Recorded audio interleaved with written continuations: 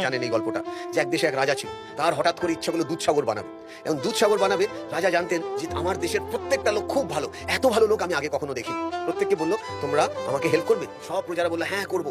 রাজা বললো ঠিক আছে, তোমাদের সবার বাড়িতে গাভী আছে, মানে গরু আছে, বলে হ্যাঁ। বললো সবাই 2 গ্লাস করে, সবাই মিলে আমি একটা গর্ত খুলবো, তোমরা সবাই রাত্রিবেলা এসে 2 গ্লাস করে দুধ দিয়ে যাবে। পরের দিন সকালবেলা দুধসাগর হবে। রাজার অসীম বিশ্বাস, সবার জন্য রেখে দিল। এবং মজাটা কি হলো, সকালবেলা উঠে দেখে রাজা এসে পুরো জলের সাগর হয়ে আছে। রাজা প্রহরী লাগালো, গুপ্তচর লাগালো। গুপ্তচর এসে রাজাকে যেটা বললো, রাজার মন খারাপ হয়ে গেল। বললো এই কি ব্যাপার?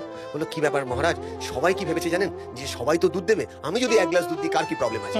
মানে সবাই অন্যের কথা ভেবে নিজে ভুল করেছে এবং সবাই মিলে সেই জল তৈরি করে। সবাই ভেবেছে যে সবাই আমি একটুখানি ভুল করলে কি হয়েছে, আমি একটা বাসের টিকিট ফেললাম রাস্তায় কি প্রবলেম হয়েছে, আমি একটা রুমাল রাস্তায় ফেললাম নোংরা রুমাল কি হয়েছে, সবাই ডাস্টবিনে ফেলবে। তাহলে সবাই ডাস্টবিনে ফেলার আগে আগে নিজে তো আমি 10 জনের ডাস্টবিন তো পরিষ্কার করি। তো এই নিজের চেতনাটা জায়গা উচিত।